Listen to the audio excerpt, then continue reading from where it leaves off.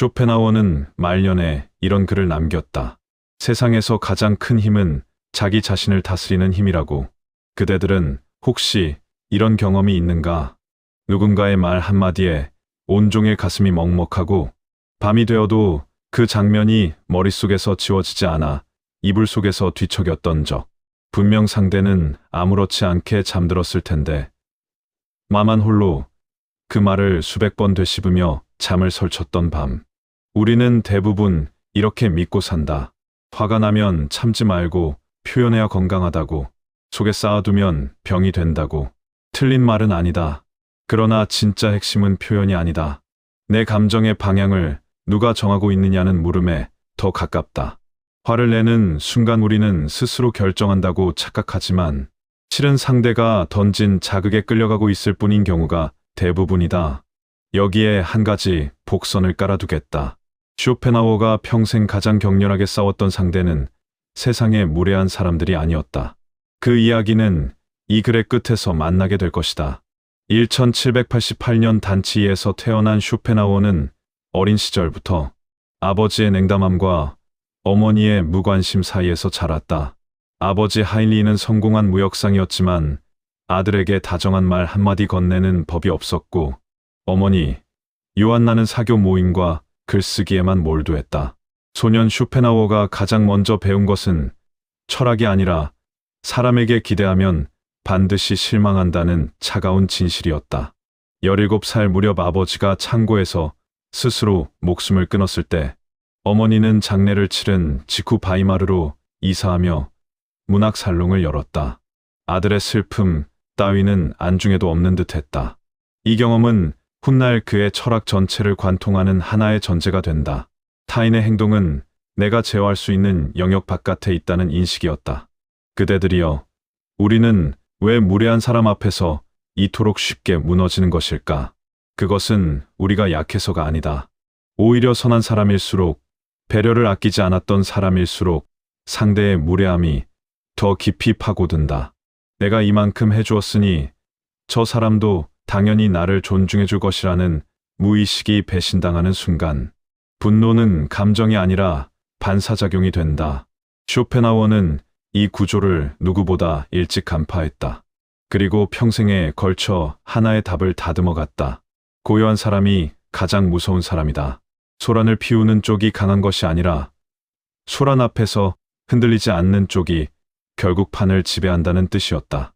이 한마디가 어떤 의미를 품고 있는지 지금부터 천천히 풀어보겠다. 쇼펜하우어는 자신의 저서에서 인간의 본성을 이렇게 관찰했다.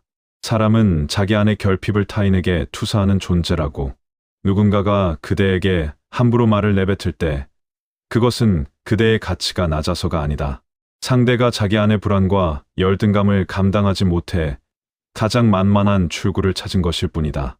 이것이 통념을 뒤집는 첫 번째 지점이다. 우리는 무례한 말을 들으면 자연스럽게 내가 뭘 잘못했나 하고 자신을 점검한다. 그러나 실제로 점검해야 할 것은 내 행동이 아니라 상대의 내면 상태다. 인간의 마음에는 묘한 습성이 있다. 자기가 초라하다고 느끼는 순간 곁에 있는 누군가를 끌어내려야 비로소 균형을 회복하는 심리적 시소 같은 것이 작동한다. 직장에서 후배의 성과를 축하해주기는커녕 슬그머니 흠집을 찾으려는 선배, 명절마다 자식들의 연봉과 집 크기를 비교하며 남의 부모 가슴에 못을 박는 친척. 이들은 악의가 있어서 그러는 것이 아니다. 자기 안의 부족함을 직시할 용기가 없어서 가장 쉬운 방법으로 타인의 자존감을 깎아내리는 것이다. 비교의 칼날은 언제나 불안한 사람의 손에서 먼저 뽑힌다. 여기서 우리가 빠지기 쉬운 함정이 있다. 상대의 의도를 알았으니 이제 논리적으로 반박해서 잘못을 깨닫게 해주어야겠다는 충동이다. 그러나 이 충동이야말로 두 번째 덫이다. 상대는 애초에 사실 관계를 따지려고 말을 꺼낸 것이 아니다. 자기 안의 불편함을 해소하려는 감정적 행위였을 뿐이니 논리로 대응하면 감정의 전쟁터에서 혼자 무기를 잘못 든 사람이 된다. 쇼펜하우어가 베를린 대학에서 교수직을 얻었을 때의 일이다. 그는 의도적으로 헤겔과 같은 시간대에 강의를 배치했다. 당시 헤겔은 유럽 전역에서 가장 인기 있는 철학자였고 쇼펜하우어의 강의실에는 학생이 서너 명밖에 오지 않았다. 동료 교수들은 비웃었고 학생들 사이에서도 조롱이 돌았다. 보통 사람이라면 분노하거나 자기 변호에 나섰을 것이다. 하지만 쇼펜하우어는 다른 길을 택했다. 강의를 접고 조용히 자기 저술에 몰두한 것이다. 그는 세상의 평가에 반응하는 대신 자기 내면의 작업에 시선을 고정했다. 소란 속에서 침묵을 택한 것이 패배가 아니라 선택이었음을 그의 이후 삶이 증명했다. 고요한 사람이 가장 무서운 사람이다. 그 고요함은 체념이 아니라 자기가 서 있는 자리를 정확히 아는 데서 오는 단단함이었다. 한 사내가 있었다. 중년에 접어들어 작은 가게를 운영하며 성실하게 살아가던 사람이었다. 어느 날 오랜 거래처 사장이 여러 사람 앞에서 대놓고 말했다. 자네 가게는 솔직히 오래 못 갈 것 같은데 요즘 세상에 그런 식으로 장사하면 누가 오겠나. 주변 사람들이 웃었다. 사내의 얼굴이 달아올랐고 목구멍까지 치밀어 오르는 말들이 있었지만 간신히 삼켰다. 그날 밤 사내는 이불 속에서 수십 가지 대꾸를 떠올렸다. 그때 이렇게 말했어야 했는데, 저렇게 받아쳤으면 상대가 할 말을 잃었을 텐데. 그러나 되씹으면 되씹을수록 분노는 사그라들기는커녕 점점 더 선명해졌다. 이 장면에서 주목해야 할 것은 사내의 분노가 아니다. 분노가 향하는 방향이다. 처음에는 무례한 거래처 사장을 향하던 화가 시간이 지나면서 슬그머니 자기 자신에게로 돌아온다는 점이다. 왜 그 자리에서 한마디도 못했을까? 나는 왜 이렇게 만만한 사람인 걸까? 분노의 진짜 독은 상대를 향한 적개심이 아니라 자기를 향한 자책으로 변질되는 데 있다. 이것이 우리가 무례함에 상처받는 진짜 메커니즘이다. 쇼펜하우어는 이 구조를 꿰뚫었다. 사람이 타인의 평가에 흔들리는 이유는 그 평가가 정확해서가 아니라 스스로에 대한 확신이 아직 단단하지 않기 때문이라고. 자기 안에 흔들리는 지점이 있을 때 타인의 말은 그 틈새를 정확히 파고든다. 반대로 자기가 누구인지 조용히 알고 있는 사람 앞에서는 어떤 비난도 허공에 흩어지는 메아리가 될 뿐이다. 또 다른 장면을 보자. 한 여인이 시어머니에게 수십 년간 잔소리를 들어왔다. 음식 맛이 없다. 살림이 엉성하다. 아이를 그렇게 키우면 어떡하냐. 젊은 시절에는 이를 악물고 참았지만 50대에 접어들면서 더 이상 참지 못하고 큰 소리를 내기 시작했다. 그런데 소리를 내고 난 뒤에도 마음이 편해지지 않았다. 오히려 시어머니의 움츠러든 어깨를 보며 죄책감이 밀려왔고 그 죄책감은 또 다른 분노를 낳았다. 참아도 지옥이고 터뜨려도 지옥인 이 악순환의 고리. 여인이 놓치고 있었던 것은 감정의 출구가 아니라 감정의 주인이 누구인가라는 질문이었다. 고요한 사람이 가장 무서운 사람이다. 이 말이 이 여인에게는 침묵하라는 뜻이 아니었다. 누구의 말에도 내 중심이 흔들리지 않는 상태, 그것을 먼저 만들라는 뜻이었다. 쇼펜하우어가 30대 초반에 쓴 의지와 표상으로서의 세계가 처음 출간되었을 때 세상은 침묵했다. 서평도 없었고 판매 부수는 처참했다. 출판사는 남은 책을 폐지로 팔아야 할 지경이었다. 당시 철학계를 지배하던 헤겔, 학파의 학자들은 쇼펜하우어의 사상을 공개적으로 무시했고 일부는 조롱했다. 세상이 자신의 천재성을 알아보지 못한다는 사실에 쇼펜하우어가 분노하지 않았다면 거짓말일 것이다. 실제로 그는 헤겔을 향해 거침없는 독서를 남겼다. 그러나 주목해야 할 것은 그 분노의 처리 방식이다. 쇼펜하우어는 자신을 무시하는 학자들에게 일일이 반박문을 쓰거나 학회에서 소란을 피우는 대신 20여 년 동안 묵묵히 자기 철학을 확장하고 다듬었다. 소품과 부록이라는 후속 저서가 나온 것은 그가 60대에 접어들었을 때였다. 그리고 바로 이 책이 유럽 전역에서 폭발적인 반응을 얻으며 무시당했던 철학자를 시대의 거장으로 끌어올렸다. 20년이 넘는 세월 동안 쇼펜하우어가 지킨 것은 자존심이 아니라 자기 방향이었다. 여기서 핵심 한마디에 또 다른 결이 드러난다. 고요한 사람이 가장 무서운 사람이라는 말은 당장 반응하지 않는 사람에게는 시간이라는 가장 강력한 동맹이 붙는다는 뜻이기도 하다. 즉각적인 반격은 순간의 쾌감을 주지만 그 쾌감은 곧 후회로 뒤집힌다. 반면 조용히 자기 자리를 지키는 사람에게는 결과가 천천히, 그러나 확실하게 찾아온다. 이것을 일상에 대입해보자. 직장에서 부당한 평가를 받았을 때 회의실에서 소리를 높이며 항의하는 것과 아무 말 없이 다음 분기에 결과로 증명하는 것. 둘 다 분노에서 출발하지만 에너지의 방향이 완전히 다르다. 전자는 상대에게 내 에너지를 쏟는 것이고 후자는 자기 자신에게 투자하는 것이다. 쇼펜하우어의 삶 자체가 이 원리의 증거였다. 그는 세상의 조롱에 분노를 느꼈지만 그 분노를 상대를 향해 던지는 대신 자기 작업의 연료로 태웠다. 소란을 일으키는 쪽은 잊히고 침묵 속에서 자기 일을 한 사람은 남는다. 이것이 시간이 가르쳐주는 진실이다. 이제 시선을 개인의 내면에서 관계의 영역으로 넓혀보겠다. 무례함이 가장 깊은 상처를 남기는 곳은 낯선 사람 사이가 아니라 가까운 사람 사이다. 모르는 사람의 막말은 불쾌하지만 금방 잊힌다. 그런데 부모의 한마디, 배우자의 한숨, 오랜 친구의 비꼼은 며칠이고 가슴에 남아 굳는다. 가까울수록 기대가 크고 기대가 클수록 배신감의 낙차도 깊어지기 때문이다. 한 부부가 있었다. 결혼 20년 차, 겉으로는 아무 문제 없는 평범한 가정이었다. 그런데 남편에게는 오래된 습관이 하나 있었다. 아내가 의견을 말할 때마다 무의식적으로 한숨을 쉬는 것이었다. 대단한 갈등이 아니었다. 폭언도 폭력도 없었다. 다만 아내가 입을 열 때마다 들려오는 그 작은 한숨이 20년 동안 한 겹 한 겹 쌓여 아내의 자존감을 조용히 허물고 있었다. 아내는 어느 날 문득 깨달았다. 자신이 더 이상 남편 앞에서 자기 생각을 말하지 않게 되었다는 것을. 화가 나지 않았다. 화보다 더 무서운 것, 체념이 와 있었다. 이 장면에서 무례함은 소리를 지르거나 욕을 퍼붓는 것이 아니었다. 한숨이라는 가장 조용한 형태로 존재했다. 쇼펜하우어는 인간관계의 고통이 대부분 극적인 사건이 아니라 반복되는 미세한 무시에서 비롯된다고 보았다. 큰 상처는 한 번에 아프고 끝나지만 작은 무시는 매일 조금씩 사람을 갉아먹는다. 반대의 사례도 있다. 한 아버지가 성인이 된 딸과 식사를 하고 있었다. 딸이 새로운 사업 계획을 이야기했고 아버지는 속으로 걱정이 가득했다. 예전 같으면 그게 되겠냐? 현실을 좀 봐라 하고 즉각 반응했을 것이다. 그런데 그날 아버지는 달랐다.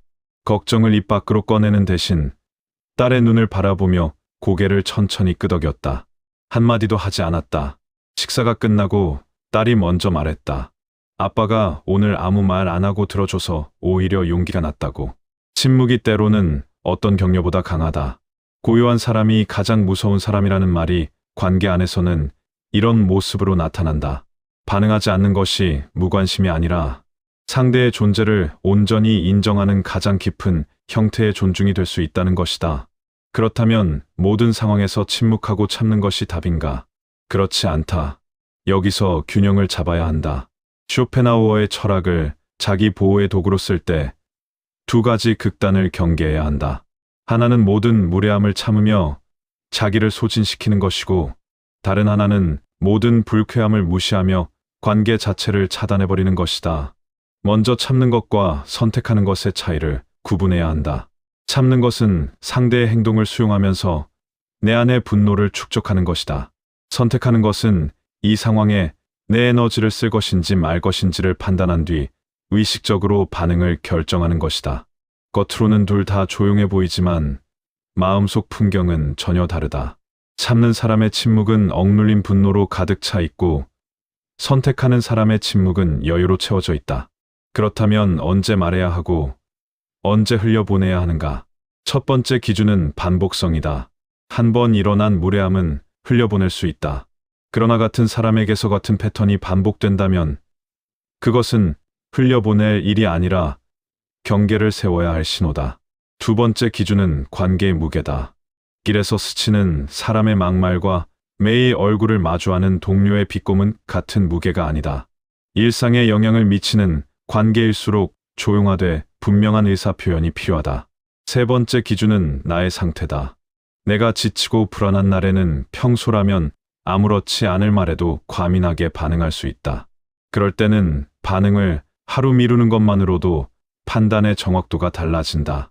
쇼펜하우어 자신도 모든 갈등에서 침묵한 것은 아니었다. 1821년 그는 이웃집 재봉사와 소음 문제로 충돌했고 그 과정에서 물리적 다툼까지 벌어져 법적 분쟁에 휘말렸다. 이 사건으로 그는 20년 넘게 배상금을 지불해야 했다. 침묵을 선택하지 못한 대가가 삶 전체에 그림자를 들이운 것이다. 쇼펜하우어조차 자기 철학을 완벽하게 실천하지는 못했다. 그러나 이 실패가 오히려 그의 통찰을 더 날카롭게 벼렸다. 실수를 겪은 사람만이 균형에 참된 무게를 안다. 오늘 바로 시작할 수 있는 것들을 정리해 보겠다. 누군가의 말에 화가 치밀어 오를 때 입을 열기 전에 속으로 숫자 5을 세어보라. 그 5초 안에 격한 감정의 봉우리가 한 단계 내려온다. 상대의 말을 곱씹고 있다면 그 사람이 내 삶에서 차지하는 실제 비중을 떠올려 보라. 대부분은 내가 부여한 중요성보다 훨씬 작은 존재다. 그리고 화가 난 날에는 반드시 하루를 넘기고 나서 반응 여부를 결정하라. 어젯밤의 분노가 아침이 되면 어이없을 만큼 작아져 있는 경험을 누구나 해보았을 것이다. 지금까지 타인에 대한 이야기를 해왔다. 무례한 사람 앞에서 감정을 지키는 법, 관계 속에서 중심을 잃지 않는 법. 그러나 이 모든 이야기의 끝에는 결국 하나의 질문이 남는다. 나는 나 자신에게 무례하지 않은가? 우리는 타인의 함부로 하는 말에는 민감하게 반응하면서 자기 안에서 매일같이 울려 퍼지는 자기 비난의 목소리에는 놀라울 만큼 무방비하다. 왜 그것밖에 못하지? 나이가 몇인데 아직도 이 모양이야. 나는 원래 이런 사람이야. 이 말들이 바깥에서 들려왔다면 우리는 당장 화를 냈을 것이다. 그런데 자기 내면에서 나오는 이 잔인한 독백에는 고개를 끄덕이며 순순히 동의한다. 가장 오래, 가장 자주, 가장 깊이 우리를 상처 입히는 사람은 바깥에 있지 않다. 쇼펜하우어는 만년의 프랑크푸르트의 작은 아파트에서 혼자 살았다. 아텔이라는 이름의 푸들과 함께 세상은 그를 괴팍한 은둔자로 기억하지만 그가 말년에 남긴 글들을 읽어보면 오히려 자기 자신과 가장 깊이 화해한 사람의 목소리가 들린다. 젊은 시절 세상의 인정을 갈구하며 분노했던 자신을 노년의 쇼펜하우어는 원망하지 않았다. 그때의 나는 그것이 최선이었다고 인정했을 뿐이다.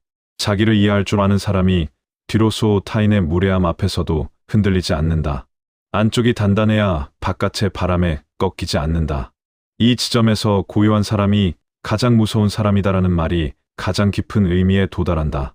이 고요함은 타인을 향한 무시가 아니라 자기 안의 소란을 잠재운 상태를 가리킨다.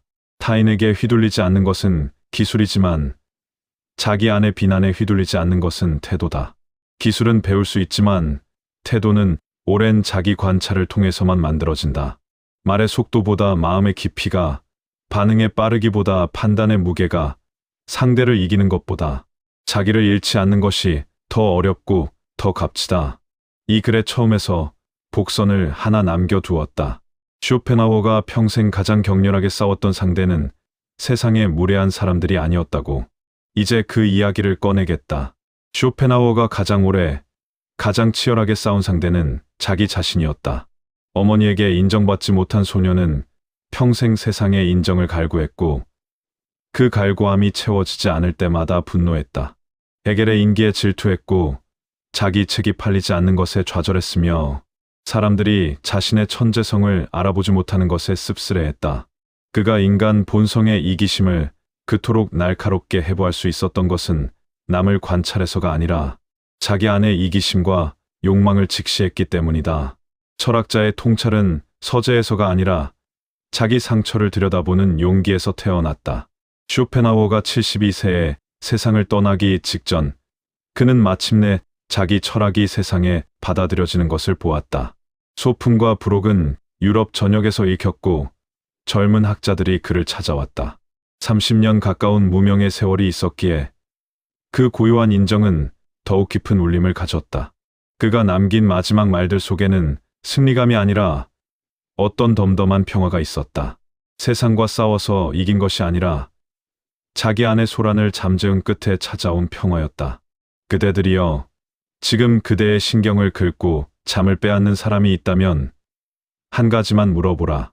그 사람은 내 인생에서 정말 그만한 자리를 차지할 만큼 중요한 존재인가? 대부분의 경우 답은 아니다일 것이다.